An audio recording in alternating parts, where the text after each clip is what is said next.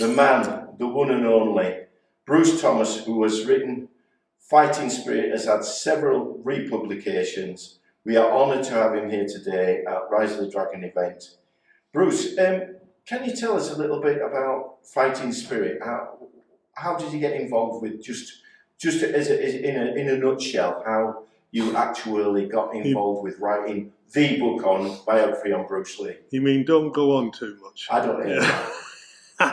Yeah. I got mugged. I looked for a martial arts teacher. I found a guy called Derek Jones. I trained with him. This was late 80s. So this was 15 years after Enter the Dragon and Bruce Lee and everything.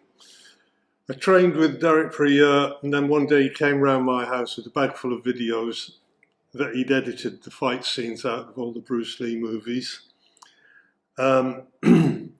And of course that was an eye-opener to me, who'd never really studied him or watched any of the films, and he explained what was going on in especially the Chuck Norris fight and things, and told me how much you could learn from it.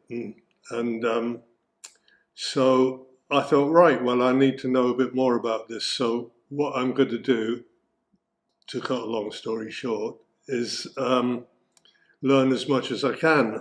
But while I'm doing it, why don't I kind of write my journey into finding out about Bruce Lee for people that don't know everything. So I do as complete an appraisal of his life and work as possible.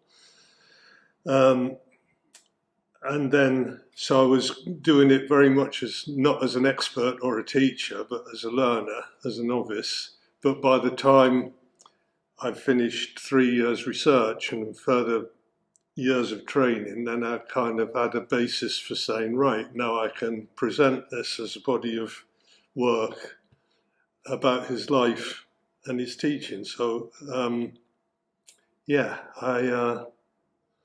I did all the necessary interviews and went to all the necessary places in the days before Google and internet searches. I had to go to film studios and ring people up and go to schools and go to cities and I think I went through about over 1,500 sources to compile the book. So I thought I was lucky enough, being a musician traveling the world, that I was ending up in Oakland, Los Angeles,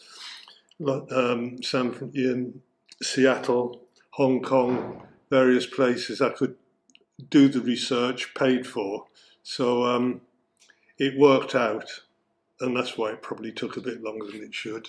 Out of all the people you interviewed for the book, who would you say was the most interesting for you? Good question. Good question. I mean,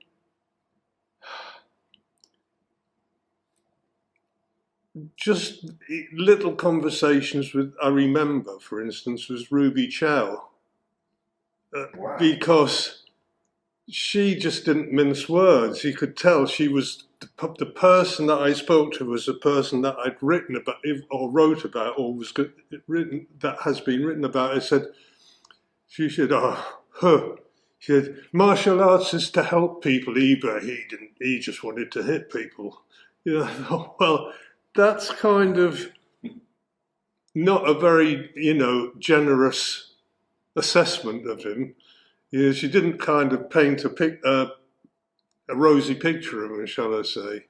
And Taky was quite interesting. He said, I don't think you need to mention that. I don't think you need to talk about that. Yes, it's true, but you don't need to talk about that. So I did, but I felt guilty.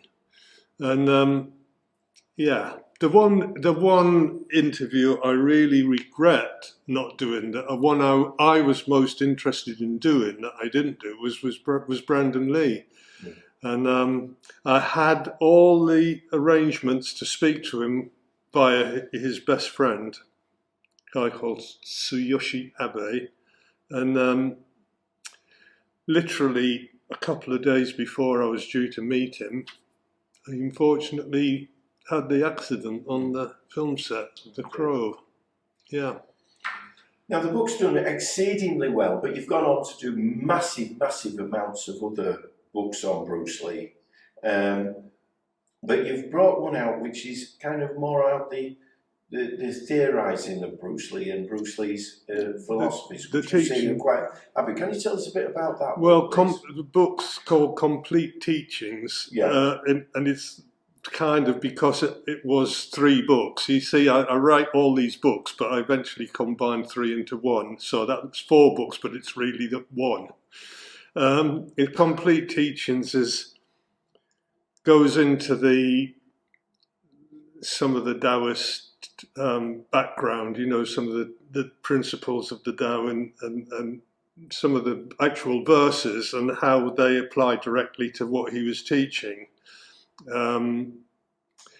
Some of it's to do, a lot of it extrapolates some of what he wrote in his essays at the University of Washington when he was studying philosophy, and he would do essays on Chinese philosophy as part of his curriculum, and so I've looked at some of those, and he goes into,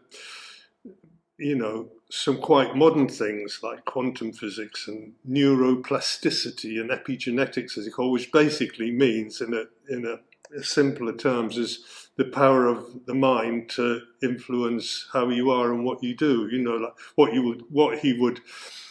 it's the scientific name for positive thinking. As you know, he also read all those books like Norman Vincent Peale and all about. Well, he was incredibly positive in his attitude and mindset, but he'd studied a lot of those books. And you're very proud of that book, aren't you? I am, because I think, I have to say this without any, angle, but I think it's what I feel that's what he would have wanted someone to write, apart from all the sort of Be Water t-shirts and things. I think he wants someone to take it, his work as seriously as he took it. Now, he had 2 main facets, didn't he? He was the actor and he was the martial artist. In this one, I'm not so much concentrating on the actor, I'm concentrating on the martial artist, but his art goes very deep. It goes, if you want to follow it, it goes as deep as Confucius or Lao Tse or anything. I think he understood what he was doing to a very great degree, and I think it's I've taken it upon myself. I think it's my job to emphasize that side of his teaching before it just becomes too superficial and fanzine based. You've just done the book for today, for the Rise of a Dragon book, which is an upgraded deluxe version of, what are you calling this book? It was called, there was a version called The Life Worth Remembering, which is kind of like a condensed version of Fighting Spirit, but very image heavy. It's like 300 colour images in it. And for this event, I added an extra 30-page photo section, so it's now quite a juicy book. So I'd now just called the book the 50th anniversary special, just so it's not confused with anything else. But it is basically a condensed and revised and updated Fighting Spirit with lots of pictures plus extra pictures. The sales have been very good today, would you say? People have been buying it quite. People seem quite. I'm pleased that because I brought some complete teachings with me, and I sold all of those.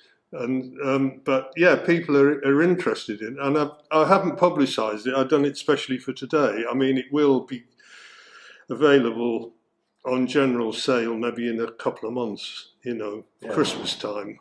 Perhaps Bruce's birthday, November 27th. November 27th would be a good day to bring it out, yeah, absolutely. Bruce, thank you very much for your time. That's excellent. Thanks. Cheers. Thank you.